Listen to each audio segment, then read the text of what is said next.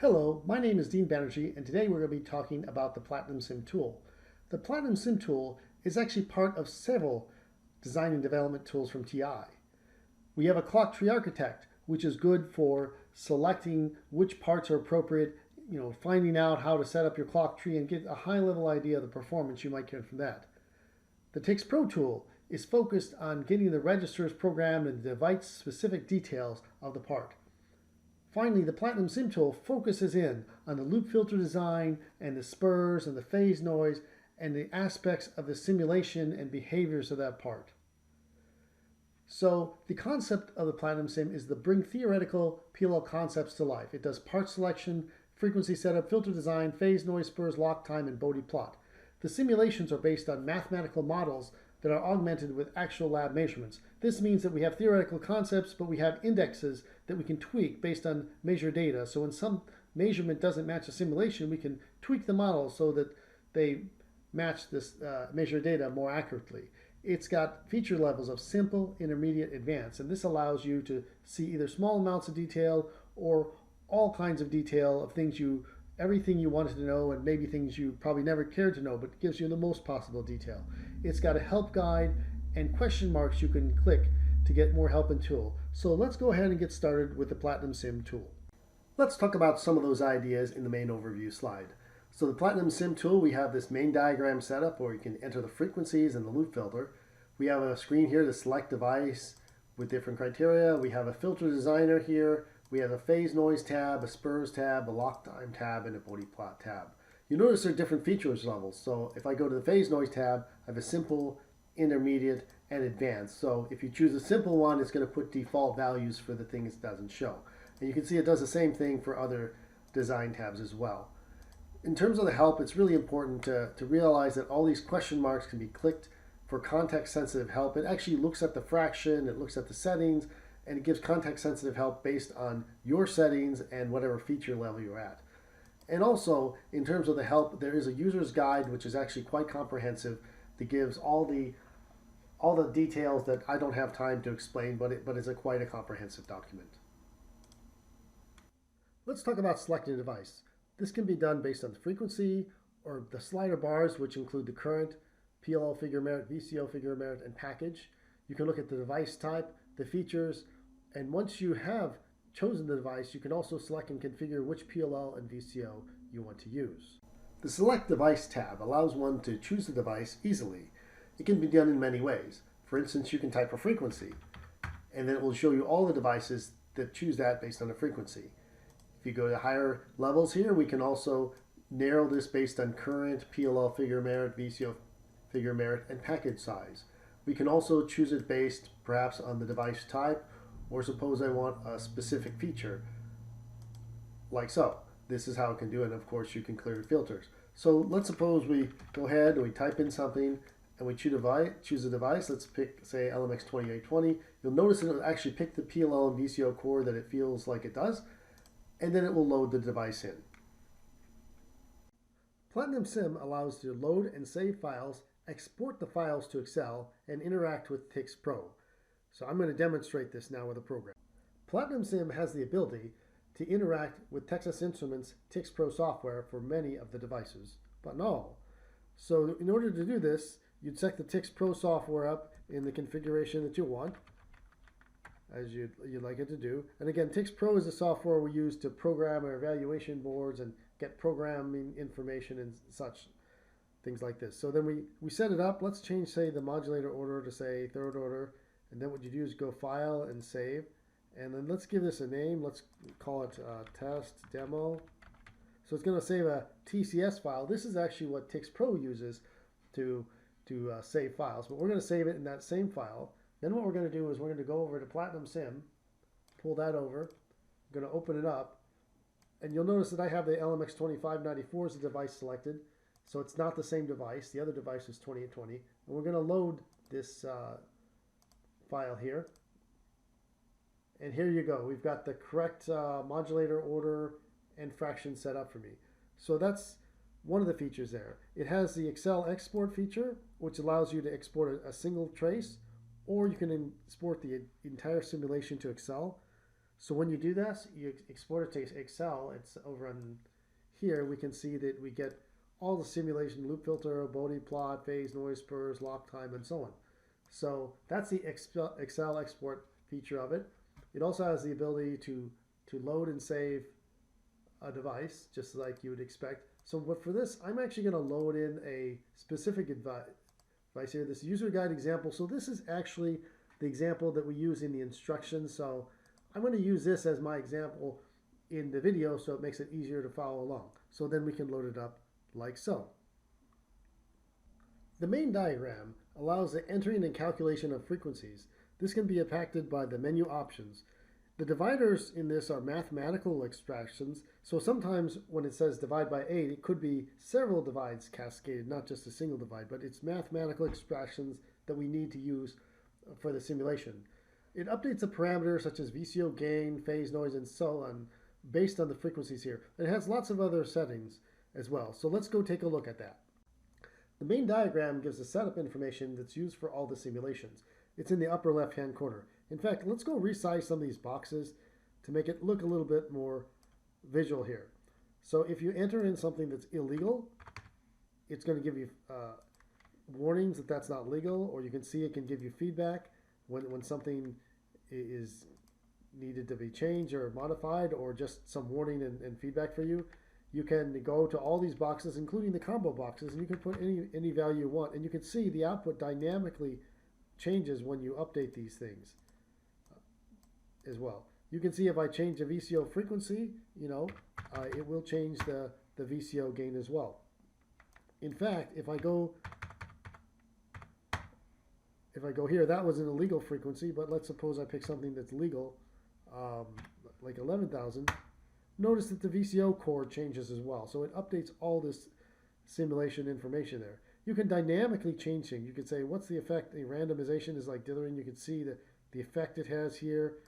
You can change a fraction around, So in this one, this thing is showing you that this is showing you the phase noise. There's also the option to show spurs, but you can dynamically see things in a real world way. You can change the outputs, the divides to whatever you want. You can change the output buffer format and so on. The next thing we're going to talk about is phase noise, which includes phase noise at particular offsets, integrated phase noise metrics, which we use to calculate phase noise, and how to import phase noise traces. For the phase noise, we have several different categories here. You'll see this phase noise tips box. You can click on that and it gives part-specific comments about the phase noise. We actually have this for the filter designer, spurs, lock time as well. But the first box here is the graph settings, where you can set up the scaling for that.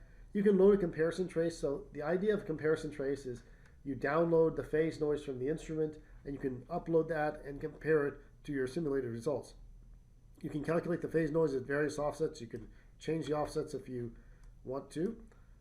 You have these crossover metrics where the 1 over f and 1 over f cubed and 1 over f squared and all these different noise lines will cross. The integrated noise is calculated based on this integration bandwidth specified here. We have RMS jitter, but it can also be interpreted in several other ways. You also have other noise sources. You can include the spurs, so that includes the fractional spurs and also includes them in the jitter and integrated noise. The loop filter noise is from the resistors in the loop filter and op amps if they're there in the active devices. The distribution path is from the output buffer, and we have quantities for the output buffer here. You see also for the PLL, VCO, and oscillator, you can either disable it, which means noiseless. You can use metrics, or you can also load data. Like for instance, I can load the data from here, bring in my 100 megahertz input source, and you see indeed it's imported the phase noise there. On some of these parts, you have the option to manually overwrite them if you feel that you want to change whatever the Platinum Sim is using. You can see on the plots, I think they're pretty self-explanatory as well. The filter designer allows one to design the loop filter subject to certain constraints and gives the maximum power for designing this filter. The filter designer tab allows one to design and optimize the loop filter.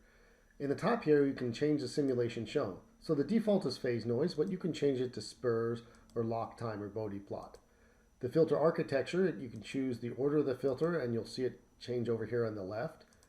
You can also change the filter type. So we have passive filters and different kinds of active filters.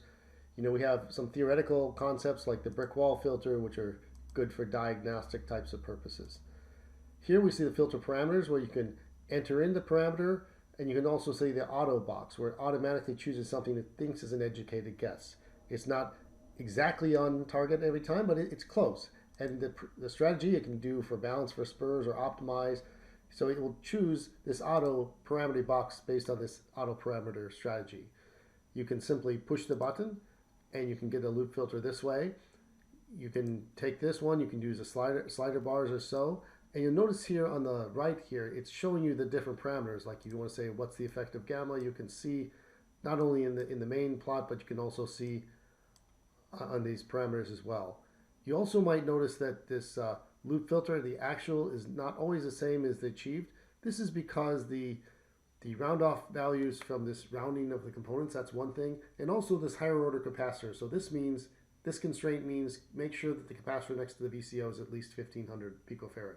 So for instance, if I say design for something like 2000, I get something much less than that because this is limiting. If I take this constraint away, you see I get something much closer.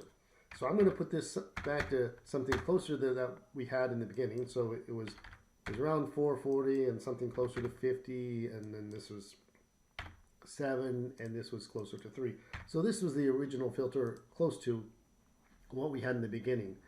We see this has about, this filter here is about 42 femtoseconds of jitter, and you see all these phase noise and things taken from the different tabs. So for instance, if we go to the phase noise tab, here's where it's grabbing the phase noise values. I'm going to focus here on the phase noise at 1 megahertz, which is marker 5. So if I go here, marker 5, you see there's that 129.1. So now let's take a look at the advanced optimizer. So to do this, you set all the parameters you want it to vary to auto. Then you say, what do I want to optimize? Let's say jitter. And what constraints do I apply, if any? You don't have to give constraints, but you could. So let's suppose I say this filter is pretty close, but let's say I want 131. Now you'll see here we have different constraints here. For instance, this is constraining the gamma and all these other values. So let's suppose I didn't have a constraint here, and let's say it goes something that's very far away. So this goes from 440 to 1 megahertz, and this is very unconstrained. And let's just run it, give it some time, and let's see what it does. So right now I want to see if I can hit 131 and get the best jitter. So it came up with a solution. It's still thinking. So it came up with this solution, which looks reasonably good. Looks a little bit on the peaky side. So let's see if we want to play with this a little bit more. We could and see if we can do better. So for instance, the loop bandwidth, let's suppose I say my original was 440. Let's say we'll go between 400. And let's suppose we want the phase margin, let's say somewhere between 50 and I don't know, say 65 degrees. The gamma, I think we had a much larger value. So we started with 7. Let's say 4, and let's keep this one open. So let's see if we can do better than 42.53. Play around. So you see, I actually was able to tweak it down just a couple more a femtosecond or two better. So finally, we have this restrict components thing. So here, what it does, it will design around the components you put here. This is like forcing the values. Some components we have. Some devices we actually have a list of components that will be populated when you load the device. This part does not. You can manually type a value here and it will design all the other components around. You see we have the option where you can smart force. So smart force means when you have a list, it will choose which ones to force because not every combination of force components, like if I say I want to design C1, R2, R3, and C3, and I need C2. Not every combination is supported. It will tell you which ones in the instructions. But if you do Smart Force, it will pick a combination it knows to do. This one will force this. This one, if you say round to, it will design like the filter like normal, but instead of rounding to the standard values there, it will round to the values on the list, or ignore these values. The Bode plot tab allows one to look at the various filter properties. The Bode plot tab is pretty much self-explanatory. It shows the various gain and phase margin and so on. If any of these parameters are ambiguous or confusing, Don't forget to click on the help to get more description. The spurs tab gives lots of insights into the spurs and fractional spurs and so on. It models crosstalk and many other effects. In particular, spurs are especially difficult to model and get those models to match very well to the actual measured data. But we have measured lots of parts, and even though it's not perfect correlation, this does really give lots of insight into where the spur's offset will be and what contributes to the spur level and what can be done to minimize the spur level. On the spurs tab, we can model the spurs, we can figure out their offsets, and figure what are the various causes for the spurs. Aside from the graph settings and the normal tooltips we have here, we also have the spurs where you can see the spur offset frequency, the type of spur, and then you can see the mechanism. So this is saying what is the different type of mechanism. And some of these names might look a little bit strange, but that's okay. Just be sure to click on the help and it gives a detailed or some more detail on the type of spur mechanism and what these spurs are. So this gives you an idea. Now, if there's a spur that you don't know, let's suppose I saw a spur at 403 kilohertz, it's going to find the closest spur and identify that spur there. This is a live demo thing, so you can move the randomization. You can see the spurs move. You can come and see what's the effect of the mass order, for instance, on the spurs. We also have the mass seed optimizer. So this is typically useful for fractions, maybe 400 or less. 1,000 a little excessive. So I'm going to reduce this fraction. Not that it won't work for that, but this will speed it up for the demo and illustrate the same concept. So I can sit here with the spur here. I can say, let's calculate the first fractional spur. It looks like there's one at 1,000, right? It looks like there's one at 2,000. It looks like there's one at 1,500. And I can go here and I can say, let's tinker around with the fractional seed. You can see it has an effect on the spur. So the next thing you could say, well, what is the optimal setting? So we can actually go here. You can optimize this based on the jitter, which is the jitter due to the spur. That's what these integrated metrics are. The spur index is a weighted average of the spurs, or this is the margin, and the margin you give different amounts of margin for each spec. So if we do, let's just suppose we do spur jitter here, and let's say find the optimal seeds, and let's say have it go. It's going to go and calculate the spurs and see what it comes up with. So this one basically has optimized it. It puts the most weight on spur 1, the second most on spur 2, and the third most on spur 3. So it looks like 92, 93, 93. So remember this number 67, go back to 0. You see that it's definitely improved the first spur. So it gives you a tool to optimize the spur. This chart you can see for each spur, you can see the different mechanisms and which one's dominant. The lock time tab allows one to model the frequency response, which includes the VCO calibration time and analog lock time. It also models the phase response, as well as supporting a discrete lock time model, which allows non-ideal modeling and also modeling for fast lock. We can see lots of options on the lock time tab. Aside from the graph settings and comparison trace and tooltips, which are on many other tabs, we also have the VCO calibration time, so we can choose to model that or not. If it includes integrated VCO, it should be clicked. We can set up the start and core and different options for that. We can see the calibration time, in this case 31.6 microseconds. We can enable or disable instant VCO calibration. We can click on this to see exactly more details than that. Frequency response, we can set the start and stop frequency and see the various components of the analog model, which is based on poles and zeros.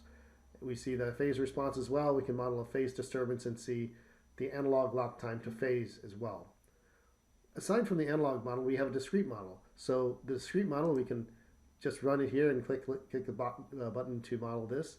It has also other properties like non-ideal modeling. So we can model the effects of charge pump mismatch, leakage, minimum runtime, and a VCO. We can change it if the VCO is different, gain at the top or bottom of the VCO.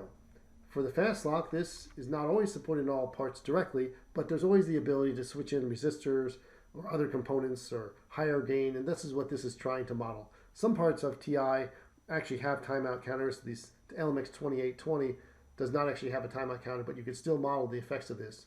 So for this, for instance, you might first want to say, well, what would be the effect of switching in a resistor R2 if I change R2?